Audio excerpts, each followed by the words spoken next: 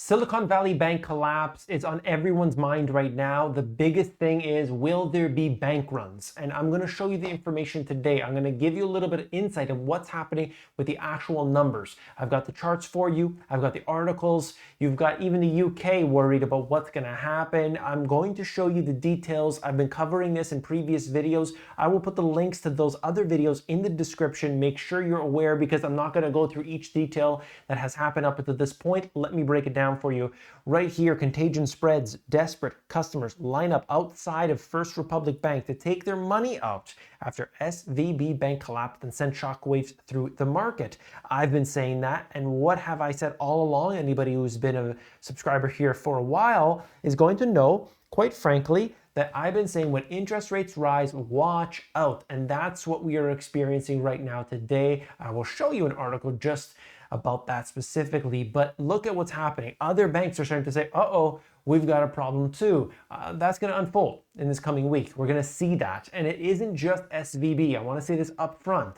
SVB might get resolved. Monday morning, this might be not a problem. The FDIC has already taken over. I'm sure they've been working right through the weekend nonstop to make sure that there isn't so much contagion come this week. Now, you're going to see the information as it unfolds, but know that it's not just SVB because there are so many other companies that were basically doing similar activities all throughout. So we have to pay attention to this, okay? Very, very important stuff coming through here at this time. Silicon Valley Bank employees received bonuses hours before the government takeover. A lot of people are upset about this for obvious reasons, saying, hey, wait a minute. You got your bonuses, you were selling your stock, and this stuff happened just before. Something is very fishy, and that isn't right. So they're saying that, hey, maybe they should be responsible for this. We're gonna have that. I don't like to really speculate, so we're gonna see about that as it comes out.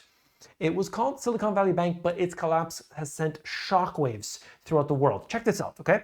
From winemakers in California to startups across the Atlantic Ocean, companies are scrambling to figure out how to manage their finances after the bank suddenly shut down on Friday. The meltdown means distress not only for businesses, but also for the workers whose paychecks may get tied up in the chaos. And if you haven't seen those other videos that I did, think about this. Imagine they were using SVB as the middleman to transport money from one business to the employee. So SVB was in the middle. Well, SVB shut down. So that means people aren't going to get paid. Are they eventually going to get paid? Perhaps. How do we know though? We really don't at this point. And so that's where the chaos is, and people are saying, let me just get whatever money I can right now. Let me get it out of this bank. And that's, of course, creating a worse and worse problem. Let me show you. Here is the next aspect, which is about what I had to tell you, the bailouts and the bank runs.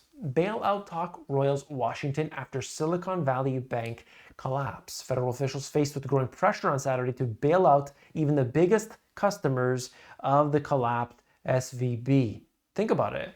What should they do? What should they be doing, and maybe what shouldn't they be doing? That's really the talk here today.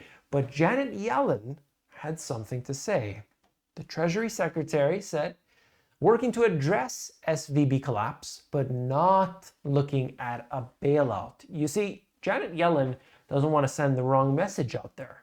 So if they don't bail out SVB, and all the other companies involved, and there actually are going to be big losses, then we've got an issue. You see, when you look at it during this period, they've halted it. They've basically stopped the debt in its tracks. The FDIC takes over, and now they're going to make sure that everything's all good and fine. All the I's have been dotted and all the T's have been crossed, and then they can give that money to who it belongs to. But if they don't bail it out, this is going to be an issue because it means that people are going to stay concerned. They want the bailout knowing, hey, you see, anytime there's a problem, the Fed, the Treasury, they're going to come and they're going to bail it out. Watch very carefully for emergency meetings to take place, whether that is at the Federal Reserve on Monday or whether that comes in the form of a high-level government and maybe some of the people in the banking industry and so on, emergency meetings. Maybe they're going on right now, they just haven't said it.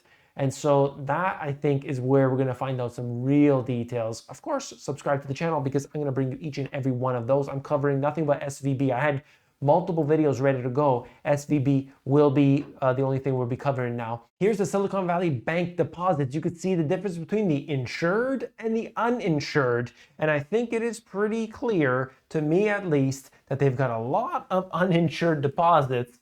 That's what it's showing here. And we can see how this connects with this chart.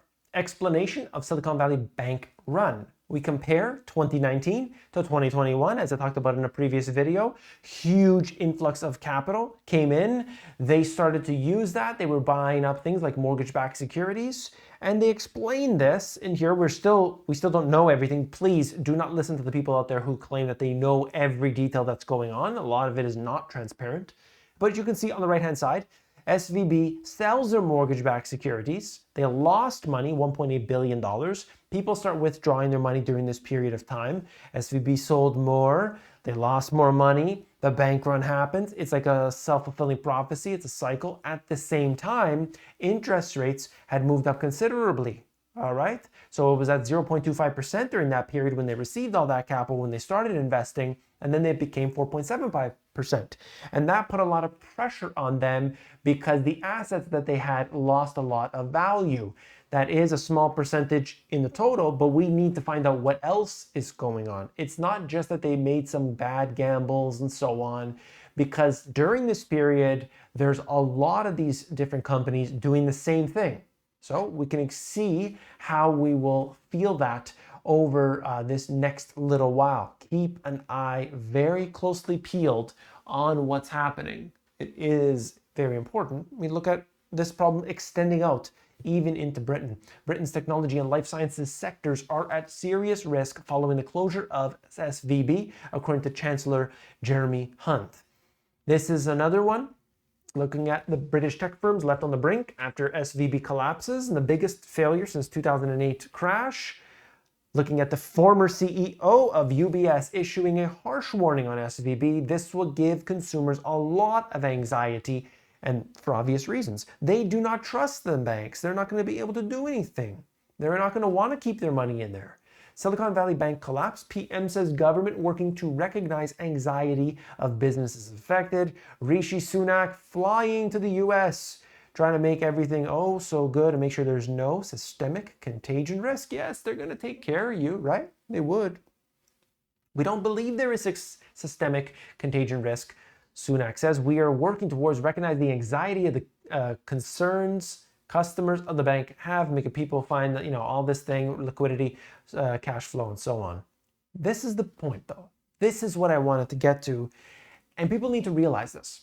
I talked about this back, really since 2011, but officially in black and white in my first book, 2012, January, it was first published. And that is when the day comes when interest rates rise. Watch how many problems that creates. And many people said there would never be a rise in interest rates again. And I stuck to those principles that at some point they would have to rise. And when they do, the longer that takes, the more problems we have. Why is that the case? Well, you look at it, you have all this basically misallocation of capital. So when stuff is cheap, when debt is cheap, people will do anything. Oh, sure, it's free money. Why not? But when things get real tight, they have to make some more difficult choices. They start to be more picky and choosy. And that goes on with individuals, but also with businesses. If borrowing costs are going up, it makes things more difficult for people. Mind you, they make better decisions, okay? It's a good thing for interest rates to rise, but when you have a lot of risk taking, that of course only makes things worse because the tightening occurs, the funding just isn't there. And in this case of SVB, they're funding startups. What do startups do all the time? They've got a great idea. They've got a concept. They've been working on it. They've been attracting users. They've been attracting, capital, whatever the case may be. And so another company, or in this case, SVB, a bank, or maybe it's just a private individual, will look at the business and say, okay, I'll take 5% of your equity and I'm going to put in $100,000. And so they have now capital. But when things are tighter, when the interest rates are rising, you know, why would I take a risk on that when I could just buy treasuries and get 5% guaranteed? You see what's happening here? That is what investors do.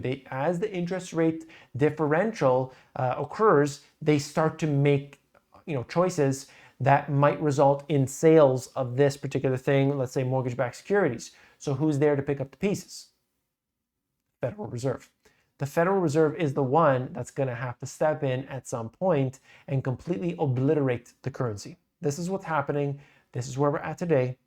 And for a lot of people, you know, they're just not aware of it. And I just, my message to people is to realize how the central bank cycles work. And that would make them much more, just much more prepared. As a result of this, I've got a lot of the details in the description. The other videos are there. They've actually performed very well. There's so much detail jam-packed, and I'm gonna bring you more videos very, very soon. Just a matter of me recording them, going through all the data, trying to get rid of all the nonsense and give you only the details you need to know. Make sure you subscribe to the channel, and I'll see you next time. Bye.